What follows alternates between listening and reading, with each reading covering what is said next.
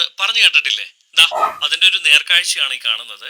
എന്തായാലും തന്റെ അമ്മയെ പൊന്നുപോലെ നോക്കുന്ന ഒരു നായയാണ് ഞാൻ നിങ്ങൾക്ക് പരിചയപ്പെടുത്താൻ പോകുന്നത്.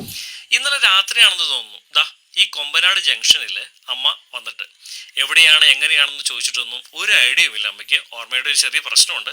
പക്ഷെ അമ്മയ്ക്ക് പട്ടിക്ക് എത്ര വയസ്സായെന്നും തന്റെ പട്ടിയാണെന്നും വളരെ കൃത്യമായിട്ട് അറിയാം. അപ്പോ അത്രയും ആത്മാർത്ഥമായിട്ടുള്ള സ്നേഹമാണ് രണ്ടുപേരും തമ്മിലുള്ളത്. എന്റെ പേര് ചോദിച്ചിട്ട് ഒരു അമ്മയെ സ്വന്തം മക്കള് രാത്രിയുടെ മറവിൽ ഉപേക്ഷിക്കപ്പെട്ടപ്പോൾ ആ അമ്മ വളർത്തുന്ന നായ ആ അമ്മക്ക് രക്ഷകനായിട്ട് മാറി. ഇവിടെയാണ് മനുഷ്യരും നായയും തമ്മിലുള്ള വ്യത്യാസമായിട്ട് കാണിക്കുന്നത്.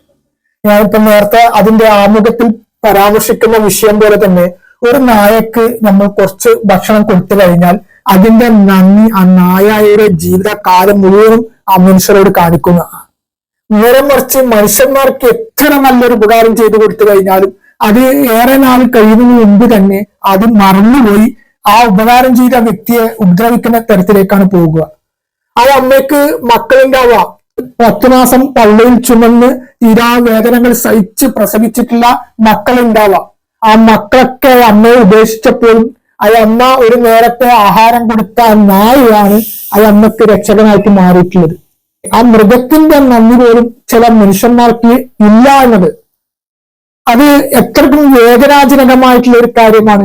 സത്യത്തിൽ എഴുന്നേറ്റ് നിൽക്കാൻ പോലും ശേഷിയില്ലാത്ത ഒരു അമ്മയാണിത്. അപ്പൊ കാഴ്ചയിൽ തന്നെ നമുക്ക് കാണുന്നുണ്ട്.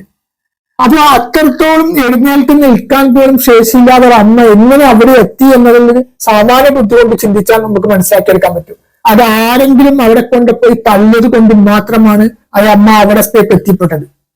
ഒരു നേരത്തെ ആഹാരം കൊടുത്തതിന്റെ നന്ദി സൂചകമായി ആ നായ അമ്മയ്ക്ക് ഇത്രമാത്രം കാവൽ നിൽക്കണമെങ്കിൽ നായയുടെ നന്മയാണ് നമ്മൾ ഇവിടെ എടുത്തു പറയേണ്ട ഒരു കാര്യം.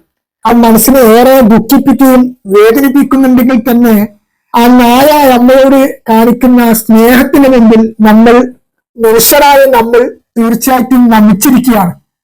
ഈ സംഭവം എവിടെയാണോ നടന്നത് എന്നത് അറിയില്ലെങ്കിലും ഈ വീഡിയോയിൽ പരാമർശിക്കുന്നുണ്ട് ആ സ്ഥലത്തിന്റെ പേരും മറ്റുമൊക്കെ.